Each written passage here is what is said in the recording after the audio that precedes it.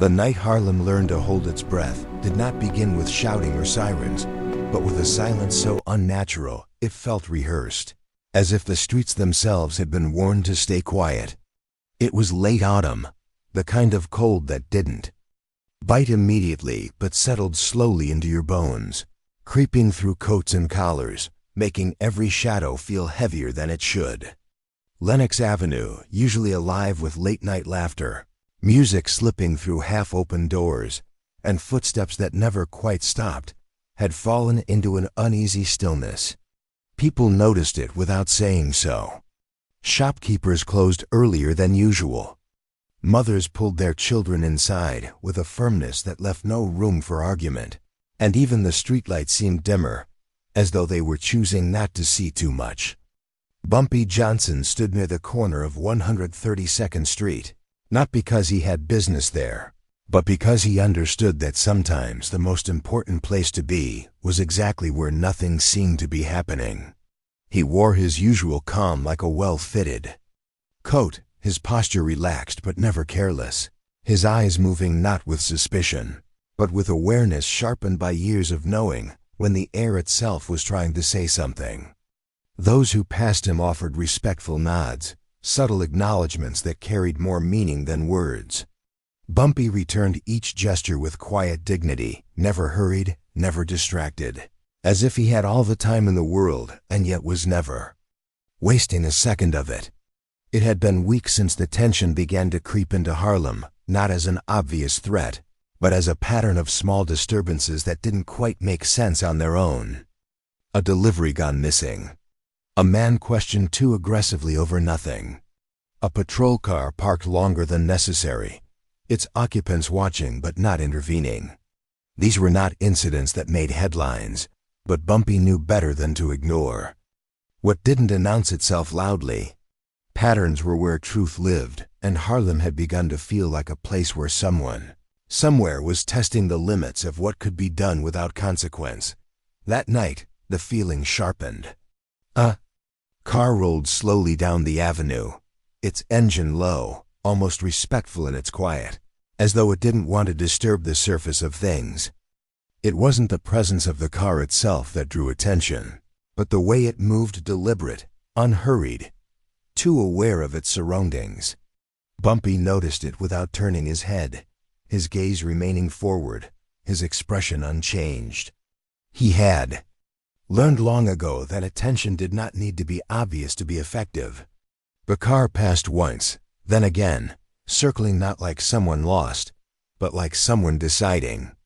Across the street, a young man named Elijah stood outside a small grocery, his hands tucked into his coat pockets, shifting his weight against the cold. He was known in the neighborhood not for trouble, but for his politeness, the way he greeted elders with respect, the way he carried himself with a quiet ambition that made people root for him. He worked long hours, helped his mother when he could, and kept his head down in a world that often demanded more from him than it gave back.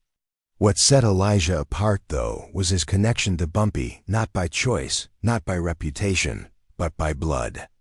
He was family, and in Harlem, that meant something deeper than a name. The car stopped. No doors opened immediately, and for a moment, nothing happened. It was that pause, that held breath between action and intention, that made the moment heavier than it should have been.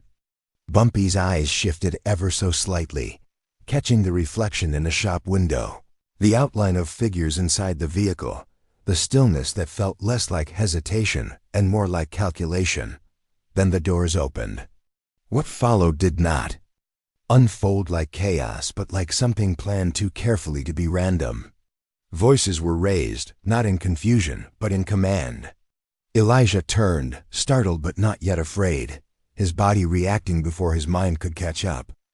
Bumpy took a step forward, not rushing, not panicking, but moving with the quiet certainty of someone who understood that timing, more than speed, often determined outcomes. "Easy now," one of the men said, his tone controlled, almost casual, as if this were an interaction that required no urgency, no explanation. There was something in the way those words were spoken that made it clear this was not a misunderstanding. It was not a mistake. It was intention wrapped in calm, and that made it far more dangerous than anger ever could be. Bumpy stopped just short of the scene, not intervening immediately, not because he lacked the will, but because he understood the weight of moments like these. To act too soon was to lose clarity. To act too late was to lose control. So he watched, his presence steady, his mind already moving through possibilities, outcomes, consequences. The street did not erupt. No one rushed forward. No one shouted for help. Instead, windows became eyes, doors became barriers, and Harlem, once alive with movement, became a quiet witness to something it did not want to see but could not ignore. Fear was not new here, but this kind of fear, the kind that arrived organized, deliberate, and unashamed, felt different. Elijah spoke, his voice uncertain but respectful, asking questions that deserved answers but received none. Hands were placed where they did not belong. Authority was assumed where it had not been earned, and dignity was treated as something negotiable. Bumpy's jaw tightened ever so slightly, the only visible sign that what he was witnessing was not being accepted, not even for a moment. And then, just as suddenly as it began, the car doors closed again. The vehicle pulled away, its departure as controlled as its arrival, leaving behind not just a shaken young man, but a message that lingered far longer than the sound of its engine. It was not loud, not obvious, but it was clear enough for those who understood the language of power and silence. Bumpy stepped forward then, his movement calm, his presence grounding in a way that did not demand attention, but commanded it nonetheless. He placed a hand on Elijah's shoulder, firm but reassuring, his touch carrying more strength than any words could have offered in that moment. "You all right?" Bumpy asked, his voice low, steady, as if the answer mattered more than the question. Elijah nodded, though the hesitation in that nod spoke volumes. "Yeah, I think so." Bumpy studied him for a moment, not just looking, but seeing the tension in his posture, the questions in his eyes, the quiet realization that something had shifted in a way that could not be undone. "Go home," Bumpy said gently. "Stay with your people tonight." There was no argument, no hesitation this time. Elijah understood that this was not a suggestion, but a protection offered in the simplest form. As he walked away, Bumpy remained where he was, his gaze following the direction the car had gone, his expression unreadable to anyone who did not know him well. But those who did would have recognized it immediately, not anger, not fear, but focus, the kind that came when something crossed a line that should never have been approached, let alone stepped over. The street slowly began to breathe again, movement returning in cautious increments, conversation starting in hushed tones, as if speaking too loudly might invite whatever had just happened to return. But beneath that surface, something else had taken root, something quieter, stronger, and far more enduring. Bumpy turned and began to walk, his pace unhurried, his path seemingly ordinary. But in his mind, the night had already begun to unfold into something larger, something that would not be left unanswered, not because of pride, not because of power, but because dignity, once challenged, demanded to be restored in a way that could not be ignored again. And somewhere in Harlem, behind closed doors and quiet conversations, people began to feel it, not hope, not yet, but the beginning of something that felt like it might one day become it.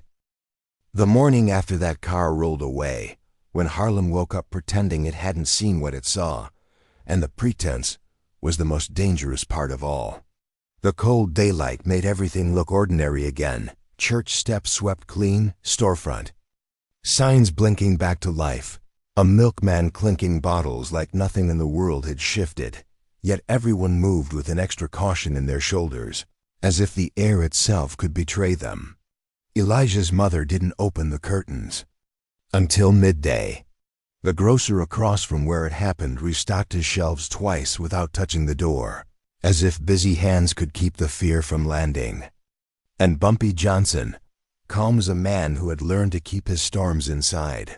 Walked those same blocks like a quiet promise, returning nods, giving small greetings, letting people feel him present without forcing them to speak about what they were afraid to name.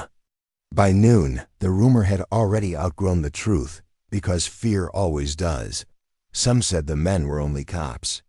Others insisted it was a gang from downtown looking to make an example. And then there were the whispers that came from older mouths, the ones that remembered the South like a bruise whispers about hoods, about ropes, about a kind of hatred that didn't want money or territory, only submission. Bumpy didn't repeat the rumor, didn't feed it, but he listened to where it came from and who it frightened most. He visited Elijah's home without announcing it, not barging in, not performing grief, but stepping inside like family and sitting at the kitchen table as if that alone could steady the room. Elijah's mother was a proud woman who had survived too much to let anyone see her hands shake, yet they trembled anyway when she poured coffee, the cup rattling softly against the saucer like a warning that nerves were now the soundtrack of their lives.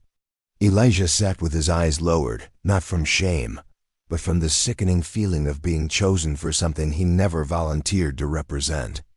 Bumpy spoke to him gently, asking for details without pressing him into reliving the worst parts, and when Elijah's voice faltered, Bumpy waited, giving him the dignity of time, as though the truth deserved patience.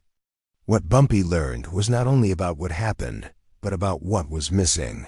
The absence of urgency from the police, the lack of a report taken seriously, the way the officers who finally arrived had looked past Elijah as if he were a piece of street litter caught in a gutter. There was a moment Elijah described that chilled the room more than any threat. He said one officer had smirked, not at the violence, but at the humiliation of it, as if to say, quietly and without words, that some people were allowed to be hurt and some were allowed to watch. Bumpy's face remained composed, but the stillness in him deepened, the kind of stillness that was never empty, only controlled. That afternoon, Bumpy walked into the precinct not as a man seeking permission, but as a man bringing consequence in his pocket, though he never showed it. The desk sergeant looked up like he'd been trained to see certain faces as problems, and his eyes hardened on instinct, but Bumpy's manner didn't give him anything to push against. He spoke politely, asking about a report that should exist, about a patrol car that should have responded, about names that should have been recorded. The sergeant gave him what the system always gave men like Bumpy when it didn't want to answer: a shrug dressed up as procedure, a tired voice claiming the night had been busy, a suggestion that maybe the boy got into something. It was that last phrase, so casual, so eager to blame the victim, that revealed the real machinery behind the desk. Not justice, but convenience.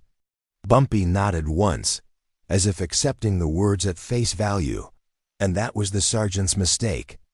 Because men like Bumpy didn't argue when they were gathering.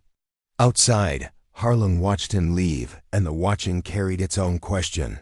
If even Bumpy couldn't move the police, what chance did anyone else have? That question spread through barber shops, beauty parlors, church basements, and back rooms where men pretended not to be afraid, speaking in low tones that cracked into anger when no women or children were near. But Bumpy did not let that anger boil over into something reckless. He redirected it into something disciplined. He met with pastors who could mobilize voices without lighting fires, with shop owners who knew every unfamiliar face that passed their counters, with men who worked night shifts and understood which streets went silent first. He did not ask for violence, did not preach revenge, and that alone unsettled some who expected a different kind of leadership. Yet those who understood Bumpy understood this too. When he kept his voice low, it was because he wanted the whole city to lean in. By the second day, the intimidation evolved into something crueler, not a direct strike, but the slow tightening of life. A white sheet was found folded neatly on the steps of a community center like an insult delivered with manners. A crude Symbol was chalked near a schoolyard fence and scrub it away before sunrise, but not before someone's child saw it and asked what it meant. A black porter at the train station was questioned for an hour over a missing suitcase that was later found untouched, and the officer who detained him laughed as if the humiliation was the point. None of these things could be proven to be connected, and that was the brilliance of it: harassment delivered in fragments, designed to be denied in whole. The police dismissed each incident as separate, as coincidence, as misunderstanding. And every dismissal felt like a hand pressing Harlem's face into the ground.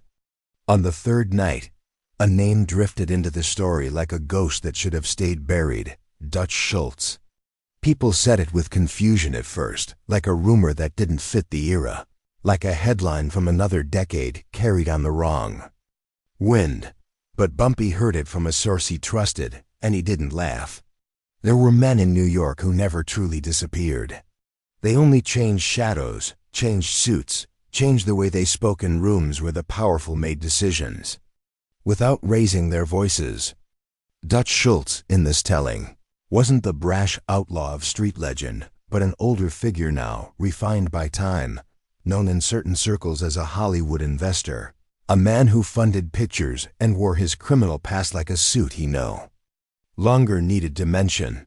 He had learned what polished men learn: that respectability can be a weapon, that calm can be sharper than a knife, that influence can do what force cannot. And the strangest thing was that Dutch, for reasons that surprised those who still believed in simple villains, had developed a private code: quiet, disciplined, and in his own way, moral about certain lines not being crossed, especially when cruelty was done purely for cruelty's sake. Bumpy met him in a place that felt intentionally neutral, a lounge off 7th Avenue where the lighting was soft enough to flatter even tired faces, and the music was just loud enough to hide conversations that needed hiding.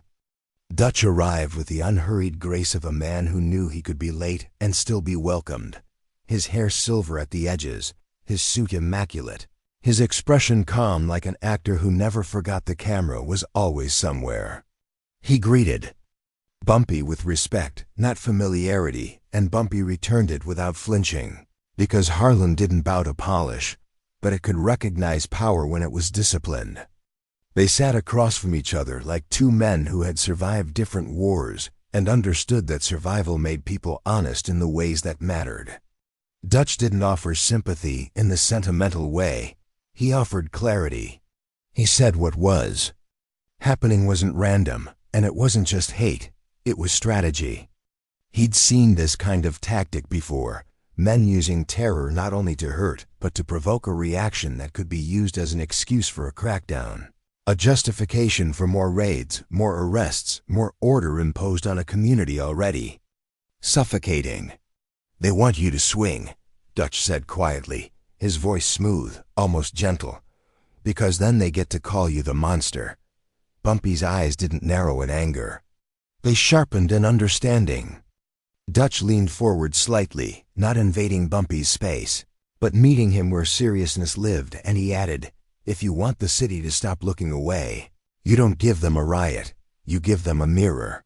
On the fourth day, Bumpy found the mirror. It began with a small detail from Elijah that had seemed insignificant at first: a smell. Leather and gasoline, but also a particular aftershave, something expensive, not the kind men wore on the street. Bumpy had heard enough to know that wealth often hid behind hatred, funding it, directing it, dressing it in uniforms and paperwork. He sent quiet feelers through the neighborhoods, not threats, not bribes, just questions asked by men who knew how to listen without alarming. He learned of a warehouse near the river where certain trucks had been seen unloading at odd hours. He heard of meetings in a back room of a fraternal lodge, where men from outside Harlem came in clean coats and left with satisfied smiles. He heard of a priest who had been offered donations if he'd speak against crime in Harlem from the pulpit, and when the priest refused, his church windows were cracked 2 nights later. By the 5th day, fear had ripened into something heavier: resignation. That was the moment Bumpy understood he had to act. Because fear, if left alone, teaches people to accept the unacceptable. He walked into a church basement where community leaders had gathered, and the room fell quiet, not because they expected a speech, but because they needed reassurance that didn't insult them. Bumpy didn't promise safety. He didn't pretend things weren't dangerous. He simply told them that Harlem had survived worse, not by becoming cruel, but by refusing to become small. He spoke of dignity as a discipline, not a mood, and he reminded them that every time they stood tall in the face of humiliation, they made the oppressors work harder. His words were not loud, but they landed with the weight of truth, and men who had been clenching their fists slowly unclenched them, not into surrender, but into steadier resolve. On the sixth day, the system tried to close its fist. Police cruisers appeared more often. Stop and frisks became more frequent, more humiliating, conducted with a sneer that carried its own message. You don't get to complain. You don't get to be hurt. You don't get to be human unless we allow it. A young veteran was shoved against a wall outside a diner for matching a description.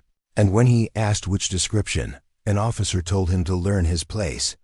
Women crossing the street with groceries were forced to step aside for officers who didn't bother to say excuse me. And always, there was the sense that someone was watching to see if Harlem would break. That night, Bumpy did something that looked ordinary to anyone who didn't understand him. He walked into a newspaper office downtown, not a sensational rag that fed on blood, but a paper that still cared about reputation, a paper that needed to believe it had principles. He requested a meeting with an editor known for disliking Harlem, and when the editor scoffed, Bumpy didn't argue.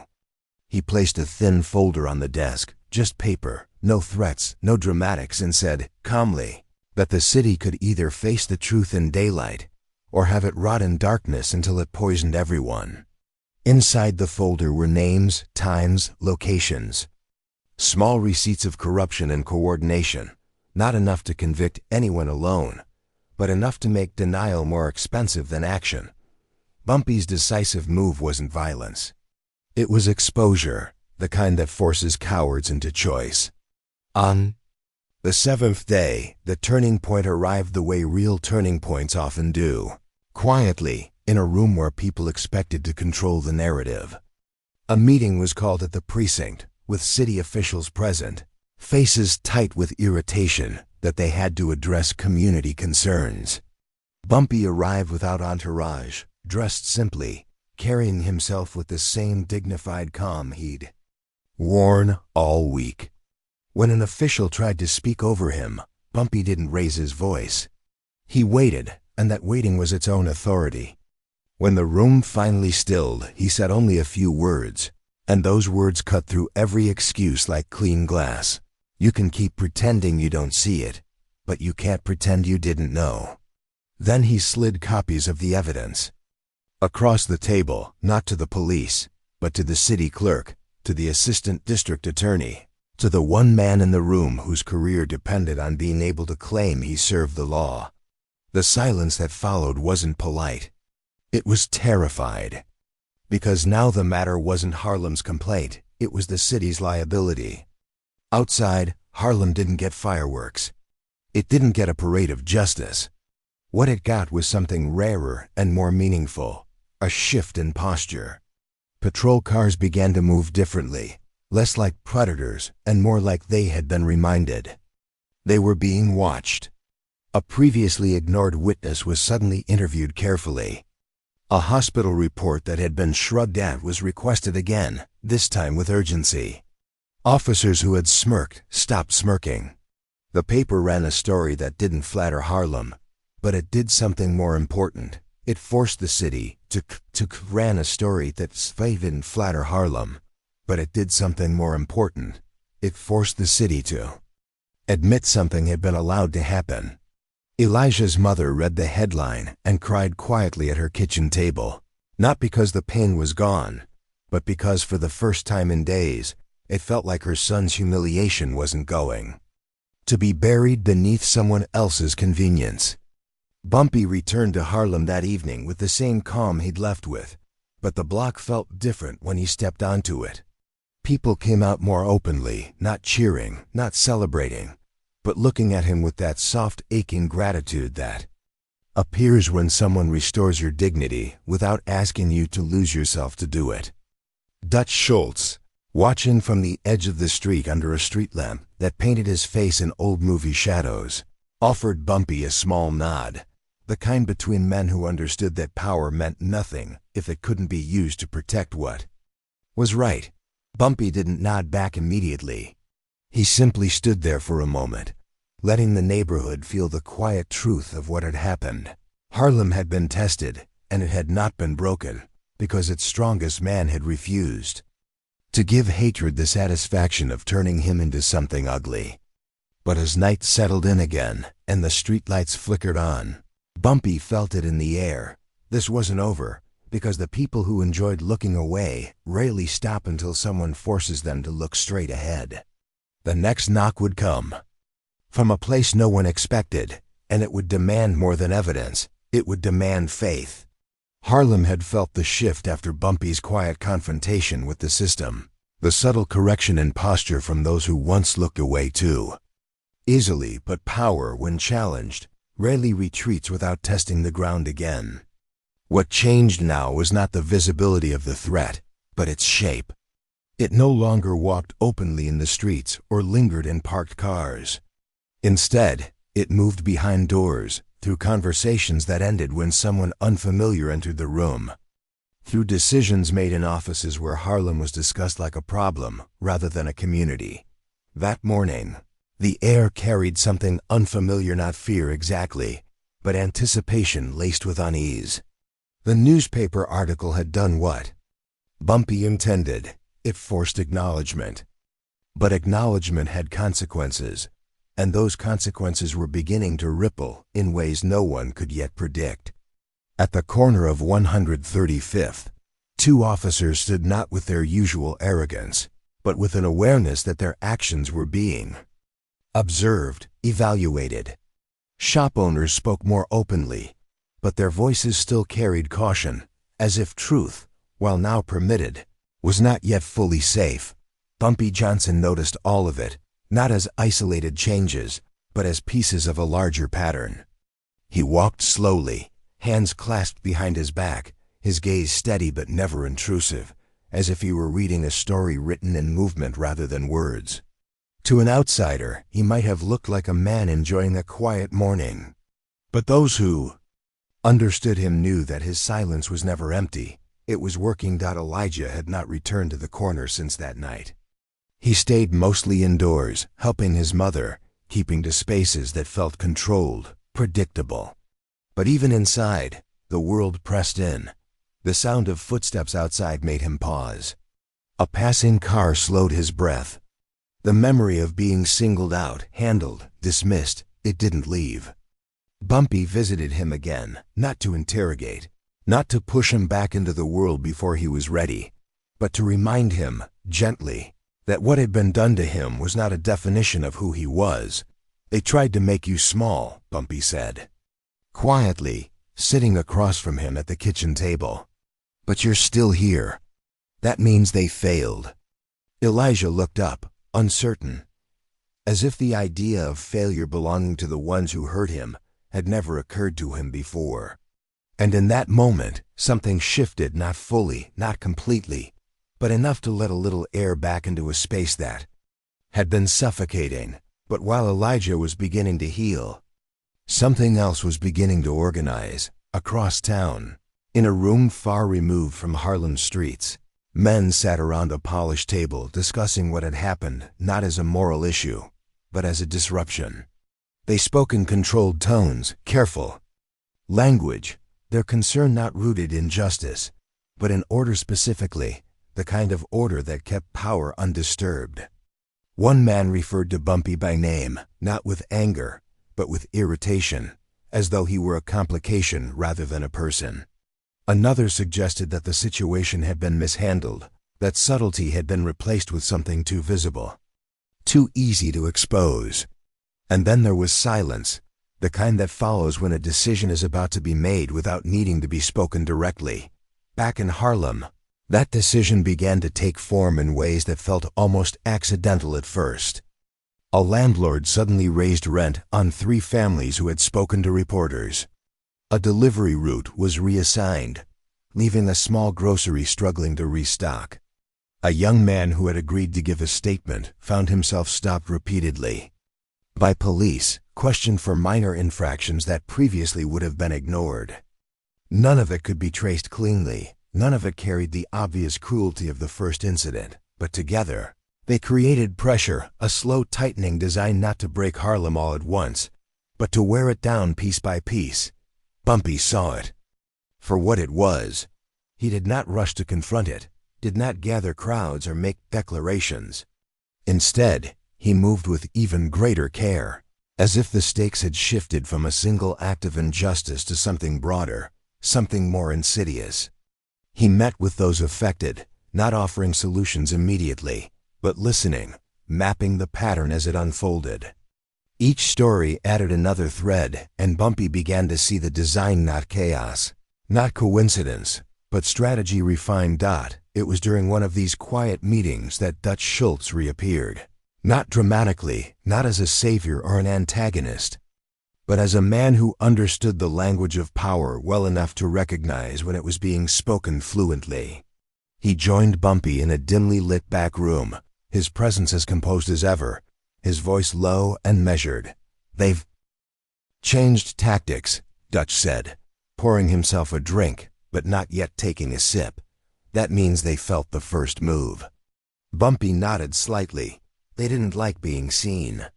"No one does," Dutch replied, a faint trace of something like amusement in his expression.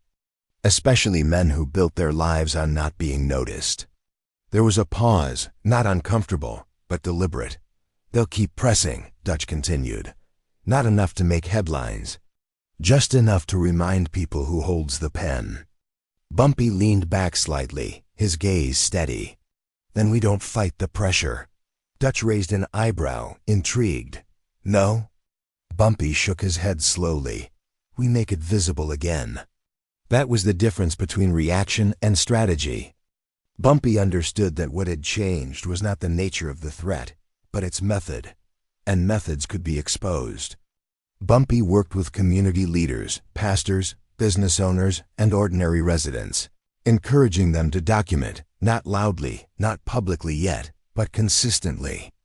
Every unjust rent increase, every unnecessary stop, every quiet act of pressure was written down, dated, described. It was not dramatic work. It did not feel powerful in the moment.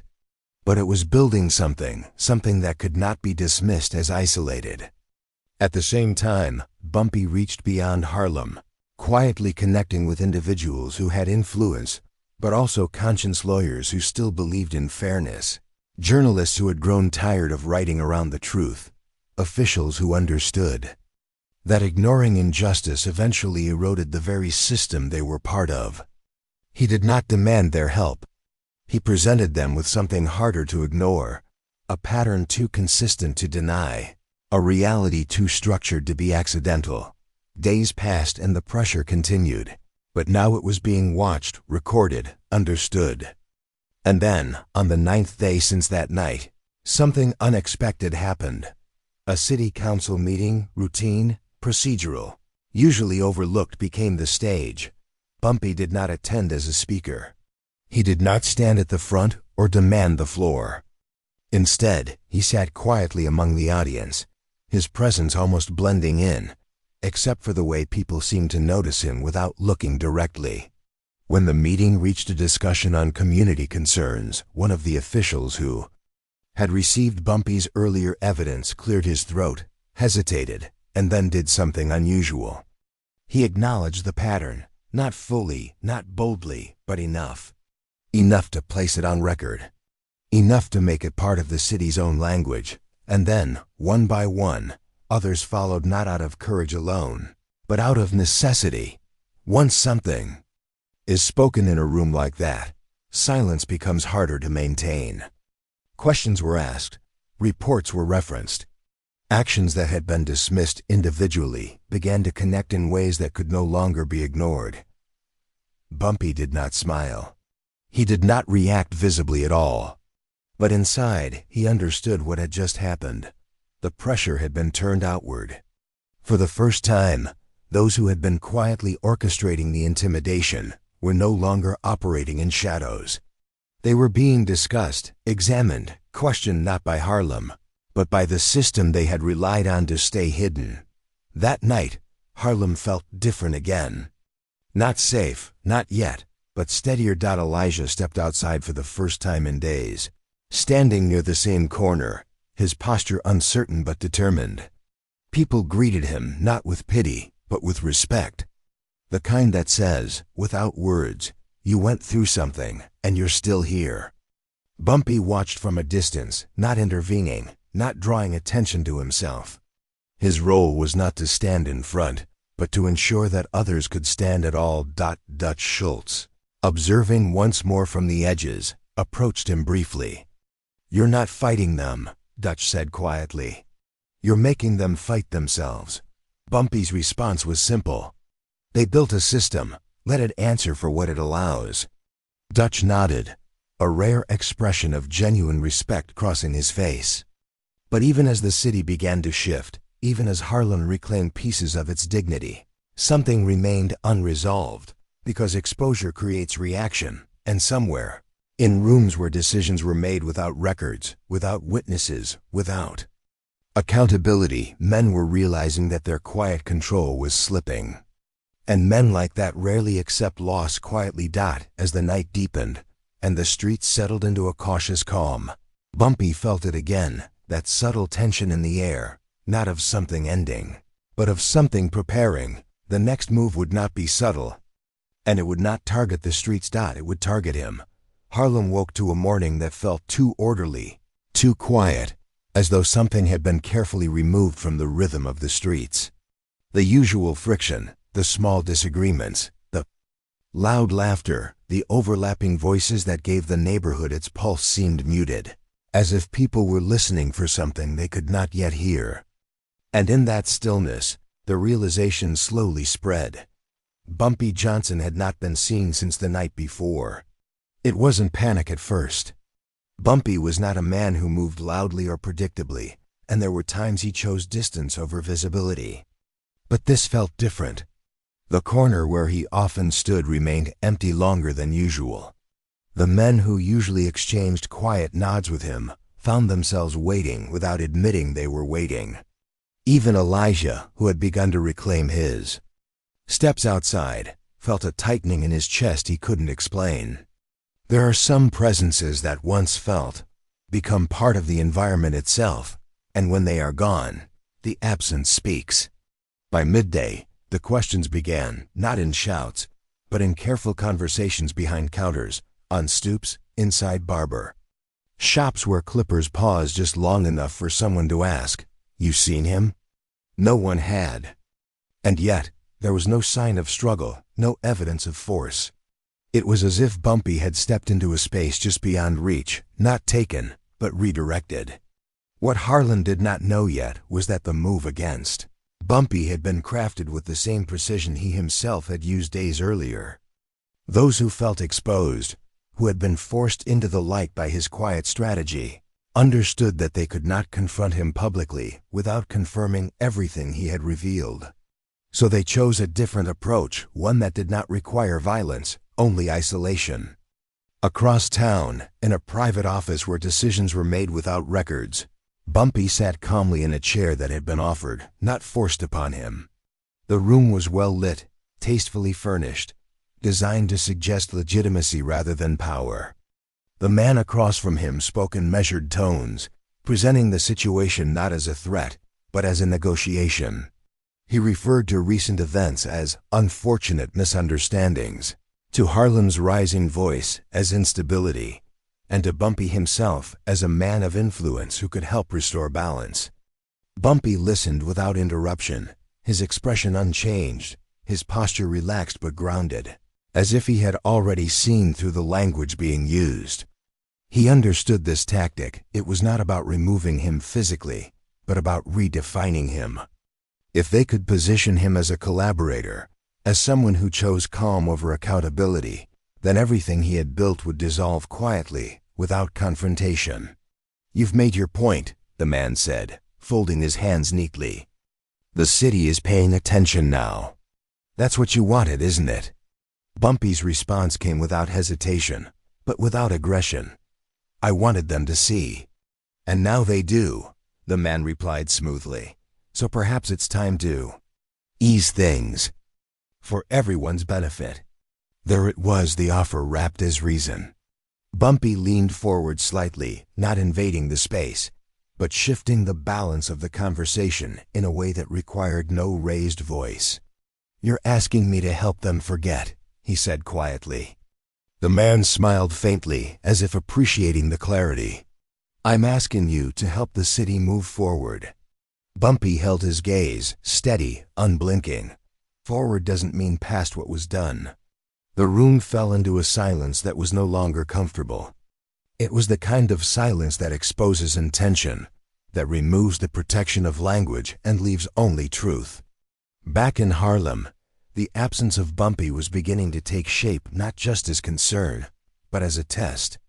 The same pressure that had once been applied quietly from the outside now threatened to return from within, not through fear this time, but through doubt.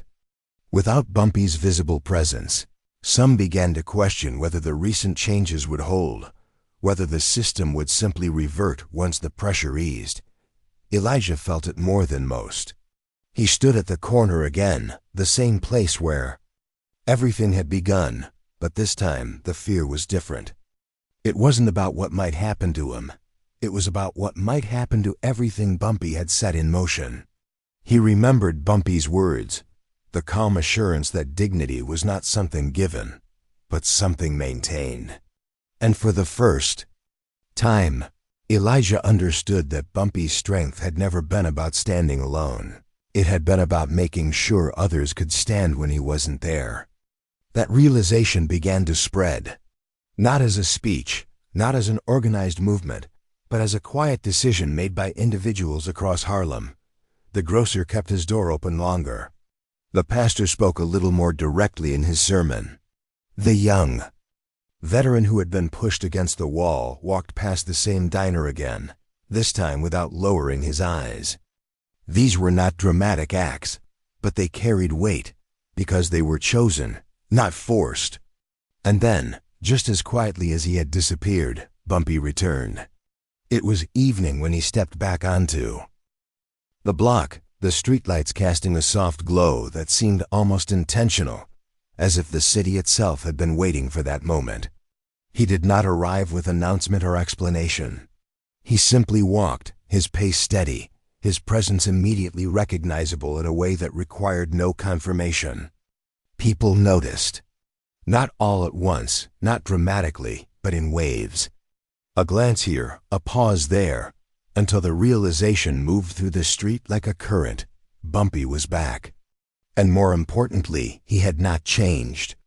Elijah was the first to approach him directly, not out of obligation, but out of something deeper. "Where were you?" he asked, his voice steady but carrying the weight of days spent wondering. Bumpy looked at him, not dismissing the question, but choosing his answer carefully. "Making sure they understood," he said. Elijah searched his face, looking for more, but what he found instead was something stronger than explanation: certainty. "They try anything?" Bumpy asked.